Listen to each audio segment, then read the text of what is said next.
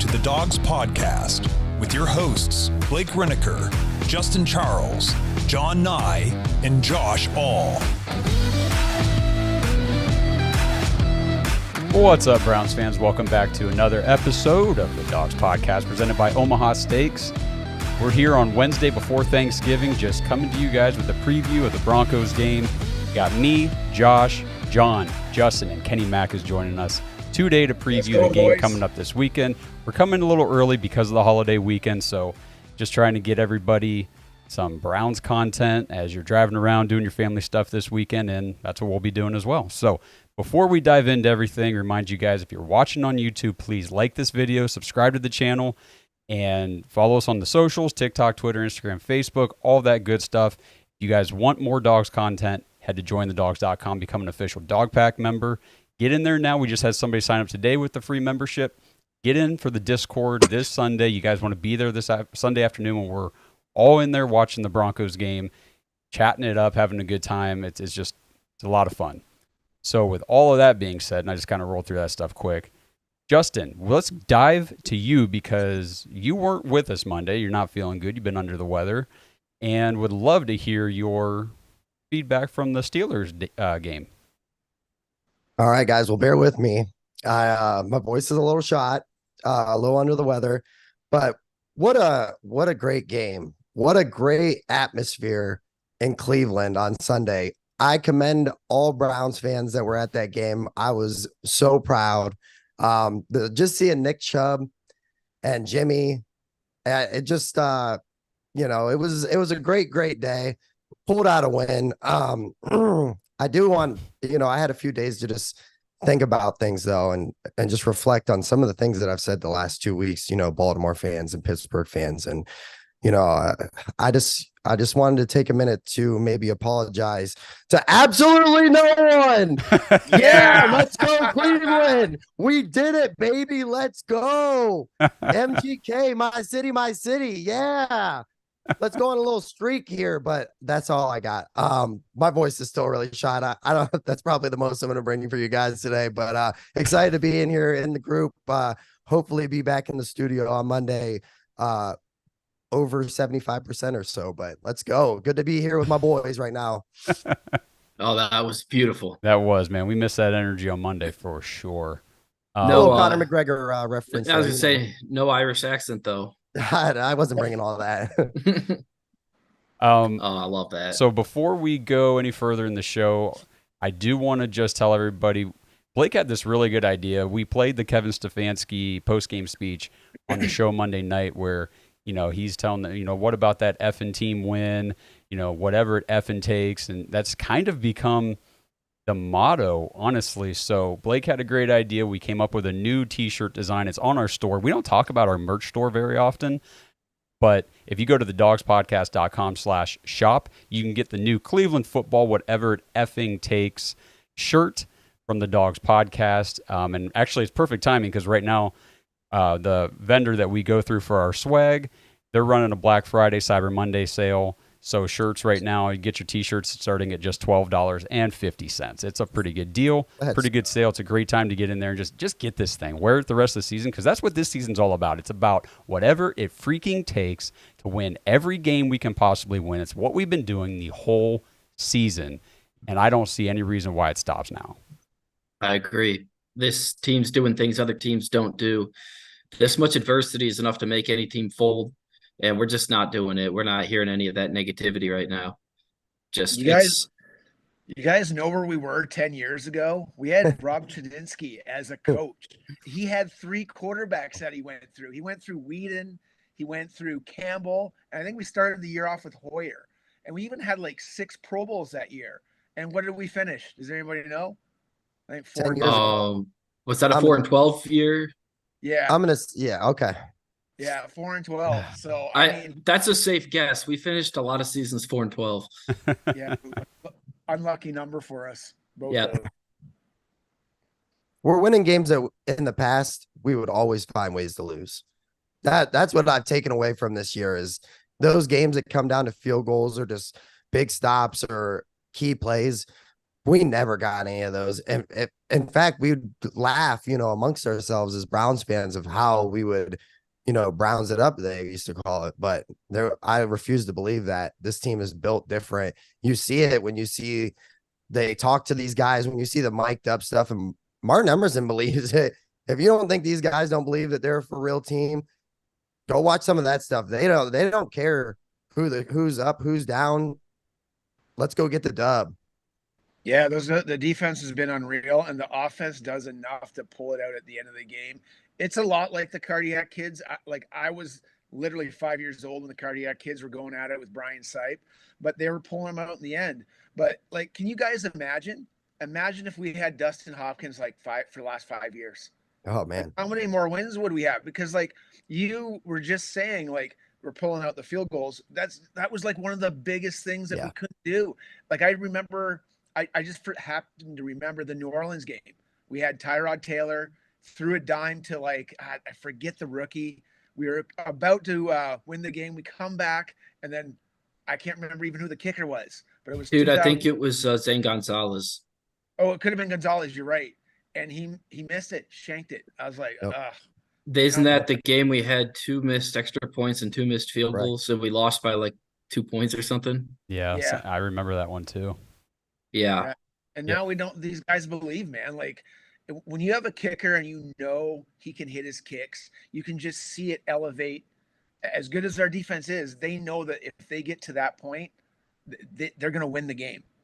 Great. Even last year, think about just last year, Chargers game, the Baltimore game. There was games that we could have taken away, and we just left it out there. We just on a kick, and we tried to be patient with Cade York and said, hey, he's just a rookie. We've got high draft capital in the guy. I've never been so thankful that this management made that decision, because I don't know at the time I was glad that they kind of did, but I didn't know what we were getting. So I just didn't want it to be another situation where we're bringing in another guy because he lost the kicking battle, and they basically just were like, hey, we're going to try to get anything we can out of this guy. Awesome move. It's very, even though I'm still nervous every kick, deep inside, I'm like, this is going in and it's exciting. It's just no doubt. It's totally different. I mean, you talk about these defensive guys believing it. I mean, Greg Newsome posts on Twitter, I can't believe I'm playing with the best cornerbacks in the league or something like that. And it's like, yes, you absolutely are. This group of secondary guys is absolutely outstanding. I want to shout out Jason B. I don't want to use your last name because I don't know if you want me to, but he sent us in a voicemail, and I'm not going to play it on the show because I don't have it queued up. But that's because it's all over social media. He sent us a movie trailer, voiceover type thing for the Browns defense this season. And I listened to it. I was like, this is freaking awesome. So I actually sat down and just real quick made a movie trailer video with it. And I'm not playing it on the show here because YouTube's really stupid about copyright crap and stuff. So if you want to see it, head to Twitter, Instagram, Facebook, TikTok. It's all over our social medias. Check it out. It actually turned out pretty cool. I mean, the voiceover is legit. So Jason, thank you for sending that in and the inspiration of that voicemail. It's epic. Really cool stuff. I watched it today. It's epic. I showed it to a couple of people and they're like, this is badass. And I was like, yes, it is. Yes, it damn is. Yeah. So, hey, and if you guys want to send voicemails into the show, we'll play them live on the air. Go to thedawgspodcast.com. Just tap leave voicemail up in the menu or in the drop down on your phone, whatever you guys want to do. Kenny leaves them all the time. Do my best. Yes, you do. You do a great job. Oh, well, what do you guys want to talk about this, Broncos game coming up? We got a game on Sunday. I suppose this would be Super Bowl number 11 for the Browns this season, according to all the idiots. Yeah, Ben Roethlisberger and all the idiots online. So, hey, if every game's a Super Bowl, let's win them all. I don't know what to Yeah, no kidding. I don't know what to expect from this game because you go through two very emotional games and you would expect a letdown from the Browns, right? But if you take a look at the Broncos, they lost 2 nail biters. And we've been in that position, where we've lost 2 nail biters in a row. We think that we're going to be in the game. Yeah, and it's a letdown, and it seems like it's going to be a letdown for both teams. So I'm almost thinking in my head, like just without looking at the stats, just based on the emotional factor, we're gonna have another like 13-10, 16-13, like grinder out game again, because that's what the Browns do. But if you take a look at the Broncos, they've lost a lot of close ones and have been in some close ones. So I mean, if history's got anything to say, that's what it's going to be. I agree with you, Kenny. I completely agree with you. I think it's going to be another really, really tight, close game. You have the Browns defense going up against another I think they're a very good defense, and they're playing very, very well. They're building this win streak that they're on off of their defense. It's not like their offense has gone out and just blown up. They've been taking down some very tough teams, at least historically, the past few years, tough teams. I mean, they've beaten the Chiefs, Buffalo. I mean, they're kind of emotionally riding high right now. It seems like things are going well. So I think it all comes down to, which offense can execute better or who can get a turnover. And this is a winnable game for the Browns, but this isn't like a gimme like we thought it was going to be maybe a month ago or even 6 weeks ago. We looked at this game and went, man, Denver, they suck. Anytime they go, you go out and you let another team drop 70 points on you, you kind of become the laughing stock of the league. And then that one game morphs everybody's mindset and thought perception of you for the rest of the season, where it's not necessarily the reality. I mean, Denver, like you said, they're coming in on a 4-game win streak. They started 1-5, and now they're making their stance for a playoff push and everything. So, they're a tough team. I wouldn't consider them a high-level team, but they're definitely not bottom tier like we thought they might be. And the thing that worries me about Denver is their defense is tied for second in the league in takeaways on defense, and we are still down at the bottom of the league in giveaways on offense. So this is one of those matchups where if you just look at those two things, it concerns me because our offense has been very turnover prone this season, especially with backup quarterbacks in the lineup. And their defense has been really good at forcing offenses to turn the ball over. Mm. Yeah, I mean, the other thing is I'm just going on without stats again. Like, I've been on this planet for 48 years. And what I meant to say in the Discord the other day was I think I've only seen them win twice in Denver. I know that in my lifetime they've won more than twice against Denver, but they don't win very much there. And I'm not feeling very good about that. Another place that they never play well is Tampa for whatever reason. And they just seem to have that inability to win there. And if history dictates itself, not feeling too good about the game either. But I would really like to win this against an AFC opponent and then let the chips fall where they may against the Rams. Yeah, I mean, I think it's so hard to predict because we went up against the Ravens. It was the number 1 and number 2 defense, and everyone kind of predicted in typical AFC North battle, and it ended up being both teams scored 30 plus.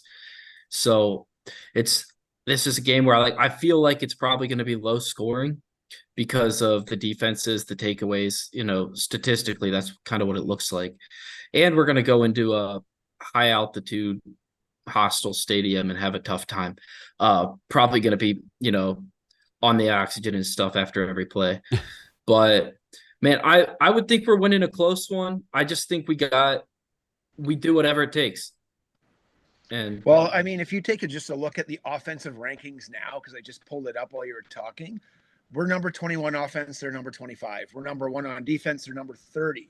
It's just taking the ball away, which sucks. Which they're really good at, right? Right. We're number 27. We're 27th in passing, they're 25th, and we're number 4 in rushing, they're not number 15.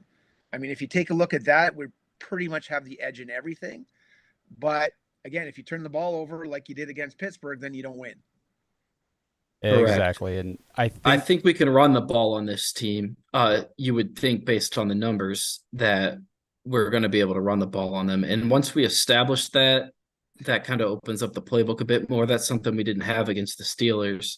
So it remains to be seen, but I do think we're going to run the ball quite successfully against them, though. No, that's a great point. I do think that running the ball is going to be a lot easier this week compared to how it was against the Steelers. That was absolutely horrible to watch us continue to try to do it, but we really didn't have a choice. We had to keep just trying to grind it out, grind the clock, and play keep away as much as possible, although we weren't able to pick up first downs. But running the ball, I do think is going to be better this week, and that should open up. I think Kevin's going to continue to keep, the passing close to the line of scrimmage. Again, DTR only had 4 passes over 10 yards the entire game against the Steelers. Maybe he throws a few more, but I don't know. I think they're going to keep it close. I mean, David Njoku had 15 targets, and I'm guessing they were all 15 probably within 10 yards. I can't remember if anything was further downfield than that, but he came out and said, it's all on me. I can't be dropping the ball. I can't be making those mistakes. So it was good to see him, do the FaceTime with Kevin at home, getting ready to jump on the jugs machine. That was pretty cool. Yeah, he's just got to dial it up a little bit when that kid's got a rocket arm, right? But yeah, on the offense, good point about the rushing. Like, where's your money right now with all the injuries? It's the offensive line, and it's your 3 guys in the middle. It's Teller, it's Batonio, and it's Posick, right? Those guys, we got to use them. They're big money makers. Run behind them. They're getting the big bucks for a reason. Then the other guy making the big money is Amari Cooper. So let's get him some slants, whatever we have to do to get him going, and then hopefully get 1 or 2 bombs to open it up a little bit, because I like the way DTR fired that ball down there at the end of the game. Like, those were hard slants, hard come-ins. Let's get that going. I mean, maybe he can build on that, so they're not creeping up on us on defense. And maybe they're the 30th ranked defense. Maybe they've been susceptible to some screens too. So get that going. Yes. Justin, I see you smiling over there. What do you got? Man, I was just in the chat, and somebody said I ran into him at the game, and I was like, oh boy, like, at what point of that did that happen? He said outside the stadium, I was in an astronaut outfit, and I was like, holy shit, yeah, I'm pretty sure I just walked up and said, dude, that is awesome. I can't recall exactly the wording, but I'm pretty sure it was something I can't say on YouTube, but yeah, absolutely. That's very cool, man. Great outfit, great Browns outfit. He was in an Acid Brown suit. I mean, it was awesome. But yeah, he's in the chat right now. Hey, brother, section 512 or pregame, just holler at me. have a little beverage together, maybe a pregame cigar or something. I don't know, yeah, no, that's all I'm smiling about. Very exciting. Well, Very I was looking in the chat too, and of course we got Fatal Gnome with us. He's one of our Dog Pack members on Patreon. He's always in Discord with us. He just did a super chat, said this team denies. Wow. This team defies history. The culture had changed. Next man up, whatever it effing takes. Total team buy-in, and that's exactly what we're seeing. Go ahead, something John. to point out with that, you're 100% right, and it makes me think the Browns might not have the best historical record in Denver, but this is a different Browns team. Yes. We're starting with the culture, but I mean, everything about it, the locker room, the buy-in, the trust, the camaraderie. We're just a different team. We don't have a we historic. are 100%. We're not the old Browns. We don't have a good history against the Steelers, against the Ravens. We don't have a good history against teams that are as good as the 49ers. Like, we don't win those games historically. And this year we are. Correct. So the tide is turning, things are changing, and it's just good to see that continuing each week. So real quick, before we move on, though, Browns fans here in Ohio, I want to talk to you guys about Caesars Sportsbook. They're running a new sign-up offer. You guys don't want to miss this. New customers can get their first bet on Caesars up to $1,000 by using our code DAWGS1000 when you sign up. Not only is your first bet covered, but you'll also be directly supporting our show. So if you haven't joined Caesars Sportsbook yet, now is the perfect time to make your move. Just remember our code DAWGS1000 during sign-up when you place your first bet. This offer is only available for new customers who are 21 and older and physically present in Ohio. Please gamble responsibly. If you or a loved one has a gambling problem, call 1-800-GAMBLER. Check the episode description for the full terms of the offer to see if you can qualify.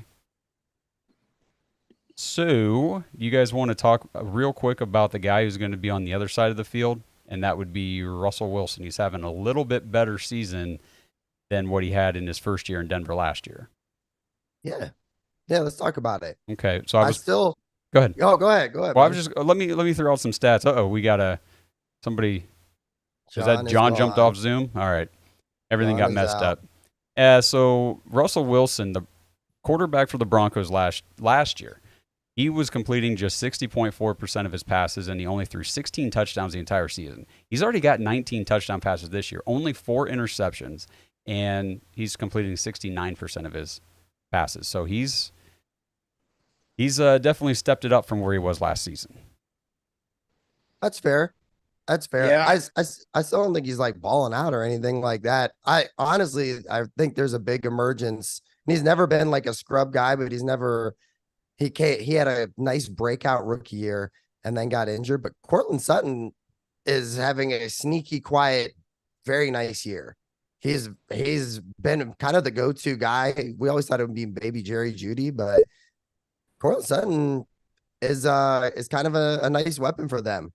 Go ahead, Kenny. Yeah. Sorry, buddy. We're halfway through, and he's got 8 touchdowns. And then at the beginning of the year, I don't know what you guys did for fantasy. I took Russell Wilson in a lot of my leagues, just more of a bench to kind of sub in, or in some of my super leagues. That 19-4 touchdown to interception ratio, that's sweet. I'd love to have that here right now. Because you're halfway through the season. So, I mean, he's shooting towards 40, which probably is not going to happen, but that's just doubling up. But he's looking good. And like, if you're going to bet on anybody, bet on Sean Payton, because he's slowly turning this team around, right? They're starting to believe a little bit. They're like in every game. Now they just got to win a couple, and like winning against us, like the number 1 defense, that will go big for them. But good for us. We got the number 1 defense. So let's make them, 5-6. Let's do this. Absolutely. Totally agree. So I'm just kind of reading through the chat. DJ Kbex has some questions about DTR, kind of like the passing volume and things like that. I'm just kind of sorry. He's left maybe 4 or 5 comments here. I'm just kind of skimming, but the last one, DTR threw 43 times versus Steelers, probably double the amount most backups would get in one game.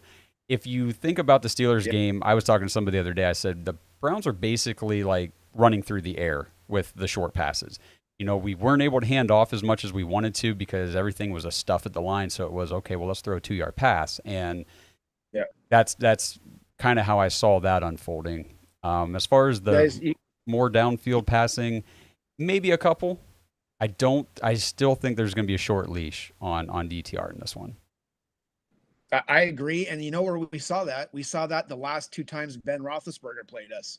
He couldn't throw down the field. That's they true. had a hard time running, and they literally passed 3 to 5 yards down the field, and they knew our defense was the 30th ranked, and they couldn't stop it.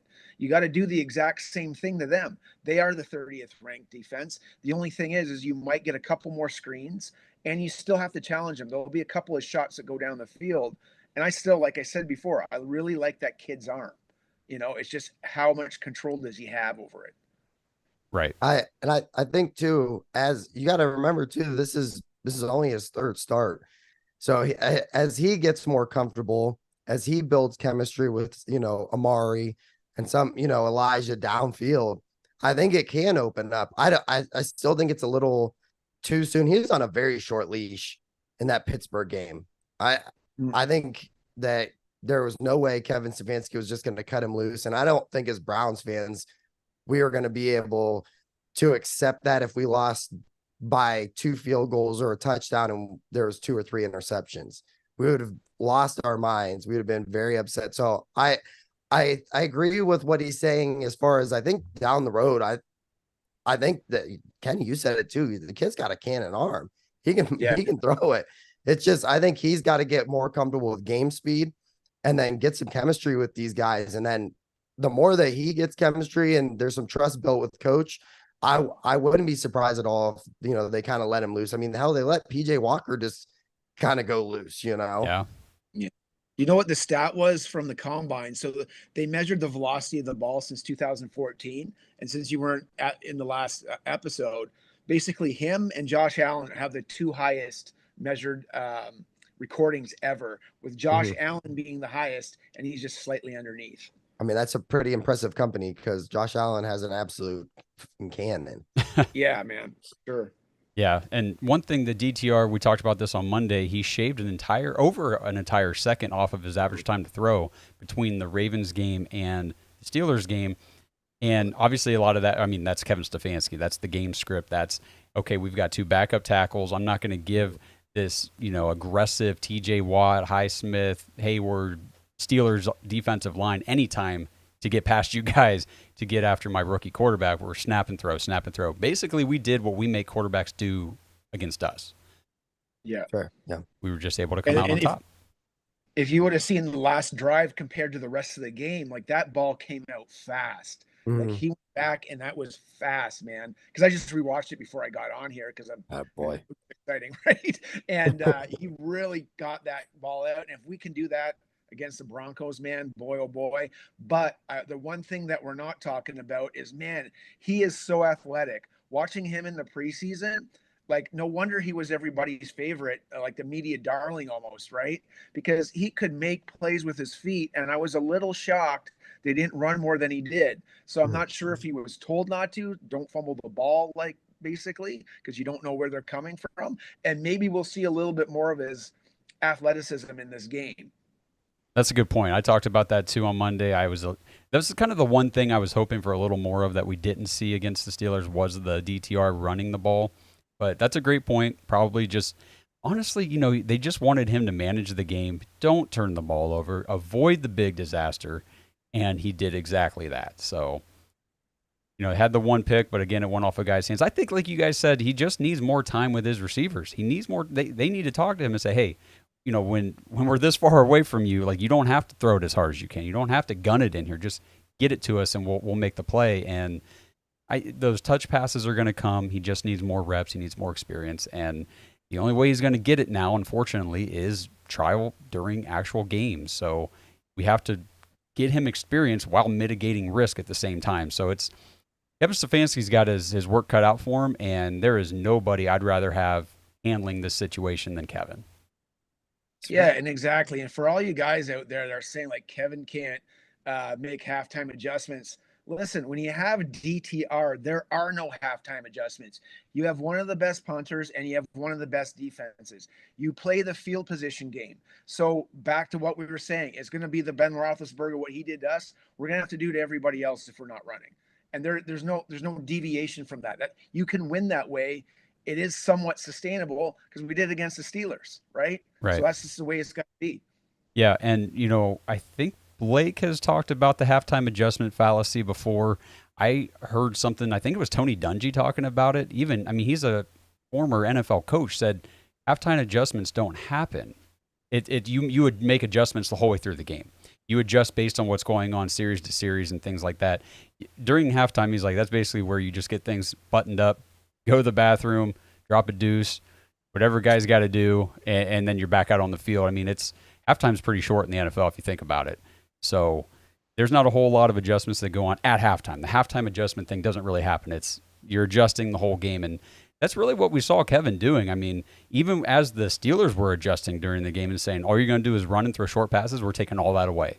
Well, Kevin said, okay, you can take all that away, but we're just going to keep going at it because I still don't trust this kid to go downfield. I'm going to continue to avoid the big mistake. Eventually, we're going to break a big one. Kareem Hunt with a 16-yard hurdle run, a couple, nice throws to David. It was enough to get it done. And did we not win the game? We won the game. Maybe I'm wrong. Maybe I missed something. I know fans are upset, but did we not win? Come on now. I know you guys talked about it on the show, and when I was watching, and I was just like, there'll never be any love for this guy. You either love him or you want him gone, which it's kind of criminal, but no, I agree. guys. Yeah, and when we beat the Cardinals, I thought we were 0-7 with some of the conversations that I've seen. Yeah, no kidding. No kidding. The thing with Kevin is, like you said, Justin, you either love him or you hate him.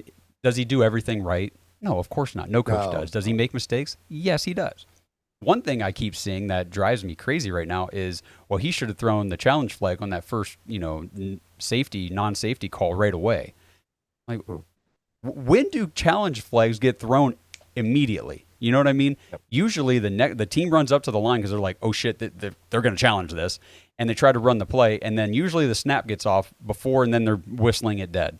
It's always what happens. Kevin tried to throw that challenge flag. He threw it at the last second, which happens all the time. Yeah. And the refs claim they didn't see it, which is why whenever he challenged the Ford no touchdown call, he chucked it at the referee's foot and was like, "You're going to freaking see this one." And Kevin's got a little attitude with him, and I just don't think people want to see it, but sometimes I don't think they see it. I agree. It's fair.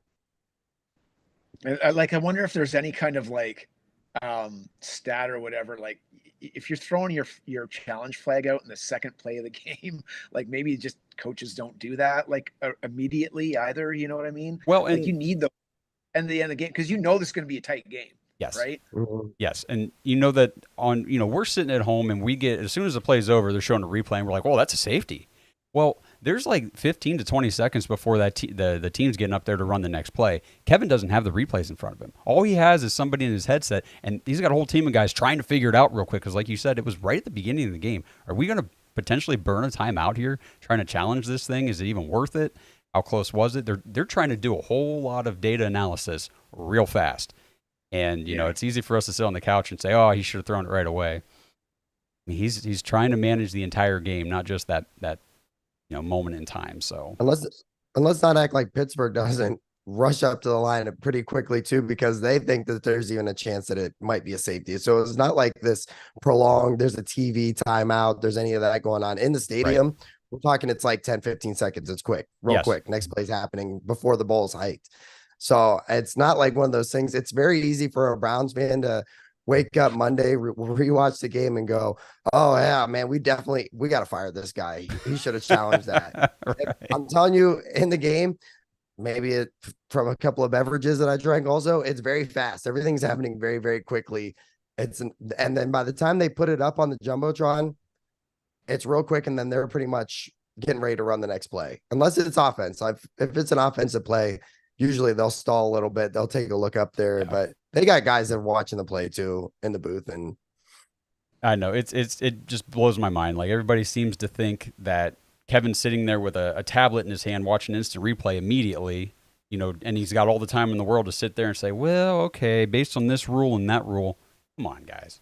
He's doing the best he can, and it's not just him either. Like I said, got a whole team of guys trying to work on that situation, but it is what it is. And the referees suck. They've sucked all year. They suck across the league. They've sucked against us. They've sucked against our opponents. It's terrible. It's one thing that the NFL is really going to have to look at if they want to, maintain their legitimacy, I guess. Yeah, Tom Brady had some scathing remarks about the NFL and how it's lost its quality and how the reffing's been terrible. And I've even seen a lot of people just saying, like, the way that the CFL is going is better because they've they review every play, they review they review PI. You know what I mean? Yeah. And now, guys, just before I go on here, I'm not saying the CFL is better. I am an NFL fan. I am a Browns fan. I'm just saying there's some aspects that they do tend to get right, and one of them is review is a big one. That in the CFL, that safety would have been reviewed and probably overturned by like an eye in the sky. And for some reason, the NFL cannot get this right. And the CFL is in bed like the NFL is. You can bet on it, and if you're going to get in bed with all the major betting companies, you got to get it right. Because if you bet a safety, guess what? You should have had 2 chances and you didn't win, right? If you're whatever the props were, or the point spread, if you would have missed by 2 points or a point, that was so obviously clear that was a safety, and it cost you a bunch of money, whatever it was. Last I checked, we were 1.5 point favorites, and the safety's worth 2. So, yeah, there you go. Right. Look at the numbers however you want to, but there it is. I guess before we get too far down that rabbit hole, because we could go all freaking day on how bad the referees are and whether it's real or not for them. You guys just want to talk about Deshaun Watson real quick? Sure. Deshaun Watson had his surgery. Team came out, gave out a statement, said that, the shoulder surgery was successful. Everything's looking good. He's going to begin his rehab on Friday here after Thanksgiving, and he's by all accounts expected to be fully recovered and ready to go at the start of the 2024 season. So, that to me, that's just great news. Yeah. I mean, he clearly, when he's healthy, he can spin the rock and get it where it needs to be in an efficient manner. And his wheels are awesome. Like Yeah. he knows when to run, right? And I mean, aside from the Steelers game, that was awful. But other than that, it's been okay. And he slowly was getting back. It's just super frustrating for everybody because it's like a toy that you can't play with. And now we got to wait another half year for the guy, right? And I get it. Yeah. I agree, Kenny. You nailed it. I thought he was crawling back literally piece by piece. He was working his way back to at least a level where he was going to be able to take us pretty far with this defense. Like I thought that the upside was, I don't want to get too far ahead of things that we can't have happen now, but man, it was so encouraging and so exciting. And I'm still excited. Obviously we're still excited as Browns fans. We still have that defense, and who knows what happens with this offense, but I thought that they were building such good chemistry. You know, you saw heroics in that second half against the Baltimore game, and then you find out he was already hurt and he played through all that. Just very unfortunate, but great news that, you know, successful surgery. Same thing with Nick Chubb. He had his second surgery. That's successful. They're hoping that he'll be back mid-season 2024, last I heard. So, you know, the future is bright, Cleveland fans. Don't act like, you know, this is it. Like, we have to win now. The salary cap is not, it's almost like Twitter. It's not really a real thing. It's just kind of just what you want to make it. But we'll be fine. Very excited. We got a nice little core that we've built over the last few years, and they've developed, and we're gonna be able to roll with this thing for a second. So it's not like the window's closed after this year. No, and well, it's like Josh always says, it's people want to come to play with the Browns, right? You're either gonna want to come here because you want to play with John Watson, or you're gonna want to come and play with Myles Garrett. Yeah. Period. You're absolutely right. Yeah, great point. Yeah. I mean, and this year's like the best year where our money makers are like I said, they're producing, like our middle three, like I think we said it last episode too. Denzel Ward is like, he's balling out, man. He's having a hell of a season. The only reason he's maybe might not make a Pro Bowl or All Pro, he's not getting the interceptions because the quarterbacks literally have to throw the ball in the dirt. They got no time, right? Mm-hmm. And then the next guys that are coming up, like Juan Thornhill's doing okay, but Grant Delpit's going to get paid. Like, guys want to play with those guys. Basically, what I'm saying. Yeah, for sure. I mean, and I guess, you know, we talk a lot about this season, obviously, because we're in it, and I don't want to deviate too much away from that. But I guess we'll just take a quick second. Justin, you made some great points. Next year looks really, really beautiful as well. And I was thinking about the San Francisco 49ers. Like, last year they came in, they had a stellar defense. They had a top 3 draft pick coming in, ready to lead that team on offense, in Trey Lance. He breaks his ankle in, like, what was it, the second game, like early in the second game, done for the season. All right, well, now we got to play our backup, Jimmy G. He gets hurt. Well, now we got to play our 7th round, you know, Mr. Irrelevant. He ends up being good, you know, pretty good, actually, lucky enough. But still, it's not like they just wrote the season off, you know, after, you know, a couple guys get injured and said, oh, screw it, you know, we just wasted a good defense. Then they turn around, they come back this year because they're ready to go. They still have a great defense. They've got the pieces in place, and that's exactly what we're going to be too next year. So I'm very excited for where this team is heading, and the way this season plays out is going to dictate a lot of how the offseason goes next season, and it's all very exciting right now. Yep. Okay, well, I guess before we get out of here, True Senpai here on the chat wants us to briefly talk about the game on Saturday. He's talking about Ohio State and Michigan. There is no other game on Saturday. So if you guys are Browns fans, but you don't really care about the Ohio State-Michigan rivalry, then sorry. You see my shirt, you know who I'm pulling for. Obviously, we're Buckeye fans. And I don't know. You guys want to give some thoughts on the game real quick? Just McCord's got to pull it out, man. There you go. I'm an Ohio fan. I'm mostly a Cleveland sports diehard, but you know, obviously we have a nice program in Columbus to root for. I feel like it's almost a setup game for Ohio State. No matter what, when we win, there's going to be excuses. Either Harbaugh It's because Harbaugh's not there. I wish he was there because when we kicked their ass, we don't have to hear any excuses about it. But go make a statement. I feel like, everybody has kind of put down Ohio State a little bit, whether it's the offense. They're a nice team. They got playmakers everywhere on both sides of the ball. So I hope, they go in there, they kick the shit out of them, embarrass them in their home crowd. And then, let's see what those rankings look like. And we'll head towards that Big Ten championship. Let's go. OH. IO, baby. That's right, man. I mean, the last couple have not been so stellar for the Buckeyes.